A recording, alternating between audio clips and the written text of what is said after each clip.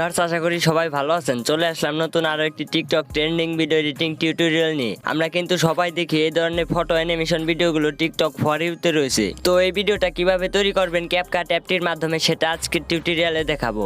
তো এর জন্য আপনাকে সম্পূর্ণ ভিডিও দেখতে হবে। ভিডিওটি তৈরি করার জন্য প্রয়োজন হবে ক্যাপকাট অ্যাপ এবং একটি ব্যাকগ্রাউন্ড মিউজিক। ডিসক্রিপশন বক্সের লিঙ্ক দেওয়া আছে, অবশ্যই ডাউনলোড করে নেবেন। তাহলে চলুন কথা না বাড়িয়ে এডিটিং শুরু করা যাক। ভিউয়ার্স, প্রথমে আমাদের ক্যাপকাট অ্যাপটি ওপেন করে নিব। যাদের কাছে নেই তারা অবশ্যই ডাউনলোড করে নেবেন। এরপর নিউ প্রজেক্ট এখানে ক্লিক করব। এরপর আমরা যে পিকচারগুলো দিয়ে ভিডিও তৈরি করব সেই পিকচারগুলো আমাদের গ্যালারি থেকে অ্যাড করে নেব। তো আমি 10টি পিকচার অ্যাড করে নিচ্ছি, আপনারা অবশ্যই 10টি পিকচার অ্যাড করে নেবেন এই মিউজিকটির জন্য।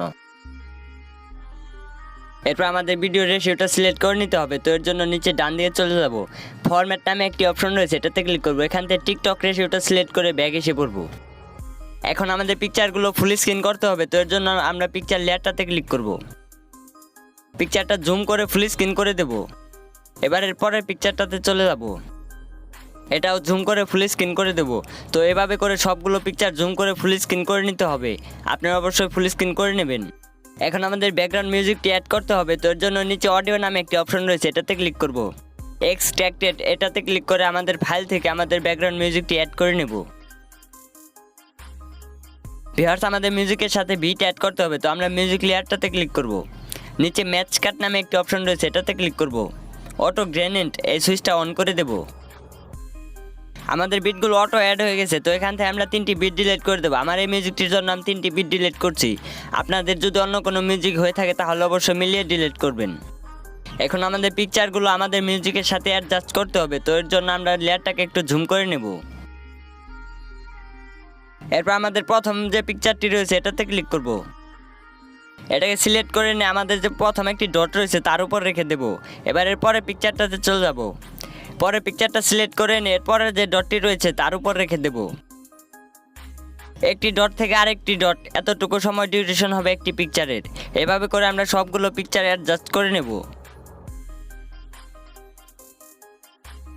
এখন আমাদের ভিডিওতে একটি ইফেক্ট অ্যাড করতে হবে। তো এর জন্য নিচে ডান দিকে চলে যাব, ইফেক্ট নামে একটি অপশন রয়েছে, এটাতে ক্লিক করে ভিডিও ইফেক্টে ক্লিক করব। এখানে অনেকগুলো ক্যাটাগরি রয়েছে, তো পার্টিতে ক্লিক করে দেব। ব্ল্যাক ফ্ল্যাশ নামে একটি ইফেক্ট রয়েছে, এটা সিলেক্ট করে নেব। এরপর টিক চিহ্নটিতে ক্লিক করে দেব। এরপর আমাদের ইফেক্টটা সিলেক্ট করে আমাদের যে প্রথম ডটটি রয়েছে তার নিচে রেখে দেব। এরপর এখান থেকে ব্যাক এসে পড়ব। ভিউয়ার্স, এখন আমাদের ভিডিওতে অ্যানিমেশন অ্যাড করতে হবে। তো এর জন্য দ্বিতীয় যে পিকচারটি রয়েছে এটাতে ক্লিক করব। নিচে অ্যানিমেশন নামে একটি অপশন রয়েছে, এটাতে ক্লিক করব। এরপর কম্বোতে ক্লিক করে দেব। এরপর আমরা ডান দিকে চলে যাব।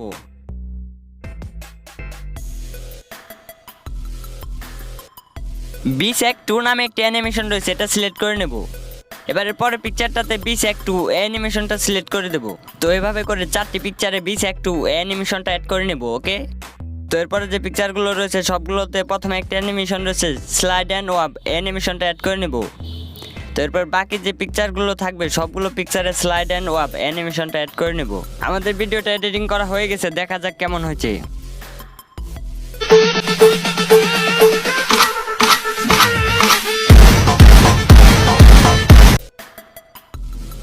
ভিউয়ার্স, দেখতে পারলেন অসাধারণ একটি ফটো অ্যানিমেশন ভিডিও তৈরি করা হয়ে গেছে খুব অল্প সময়। এভাবে আপনারা ফটো অ্যানিমেশন ভিডিও তৈরি করবেন। ভিডিওটি আপনাদের কাছে কেমন লেগেছে তা অবশ্যই কমেন্ট করে জানাবেন। এরকম আরও নতুন নতুন ফটো এবং ভিডিও এডিটিং টিউটোরিয়াল সবার আগে দেখার জন্য চ্যানেলটি অবশ্যই সাবস্ক্রাইব করে রাখুন।